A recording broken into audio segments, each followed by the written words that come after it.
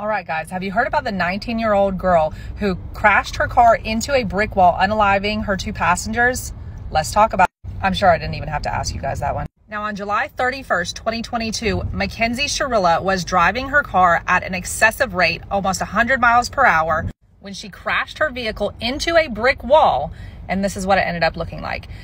Her boyfriend, Dominic Russo, and his friend, Davion Flanagan, were in the car, and they were unalived. I'm sure you've heard all about this story, but apparently the defense tried to claim that one of the reasons that this could have happened is because Mackenzie has POTS. Now, I have a daughter named Mackenzie who also has POTS, and I have a really different take than I've heard anybody talk about. So hang on, let me catch everybody up and stay to hear what I got to say about that. So as you know, on the day of the crash, Mackenzie is driving her car calmly in a video that we will not show, and then all of a sudden speeds up and crashes into a brick wall. This is what the wall looks like, by the way. Now, the judge sentenced Mackenzie to 2 consecutive 15 to life year sentences and said that she was hell on wheels. 2 weeks before the crash, there was a fight between Mackenzie and her boyfriend where she is heard over the phone from a friend that Dominic was on the phone with saying that she was going to crash the car. What's even more disgusting is that shortly after the incident, she had a couple TikToks that were just really disgusting. This one says, "I'm just one of those girls that can do a lot of and not unalive." Okay, now to everything that I wanted to say. So apparently the defense tried to claim that she had POTS and that this could have been part of the reason of what happened, because if you didn't know, POTS is postural orthostatic tachycardia syndrome. It's a blood circulation disorder. As I said before, my teenager also has POTS, so I have a lot of experience with this. I know that not all POTS cases are created equal, but let's talk about this for a minute, because I don't believe that this could have been a factor at all in the crash.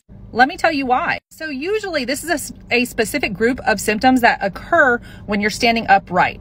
Now, apparently her family has gone on to say that when she's sitting in the car, which I guess is sitting upright, that she would get dizzy and have to take these salt tablets. Salt tablets, Gatorade, hydration, that's all used to treat POTS. You get dizzy because your heart rate will increase from a horizontal to a standing or resting and sitting up position. There's more info here that we don't have to get into, so let me go on with this. The symptoms, which is really important, up at the top says standing that can lead to fainting, which I guess if you were laying down and sitting straight up, that could also happen. Brain fog, trouble focusing, nausea, vomiting, headaches, excessive sweating, shakiness. My kid has experienced all of these, so they're very real.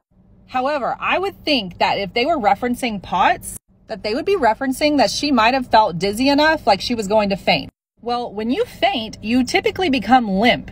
So for her to have sped up the car, she couldn't have fainted because her foot wouldn't have accelerated.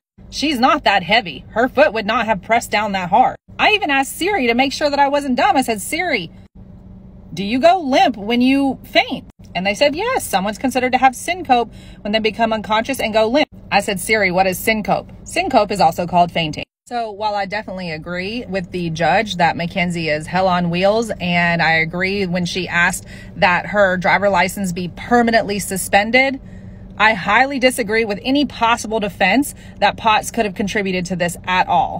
I mean, she had THC in her system, for God's sakes, and it sounds like she just had really poor coping skills with anger. And unfortunately, now 2 beautiful people have suffered and lost their life because of this.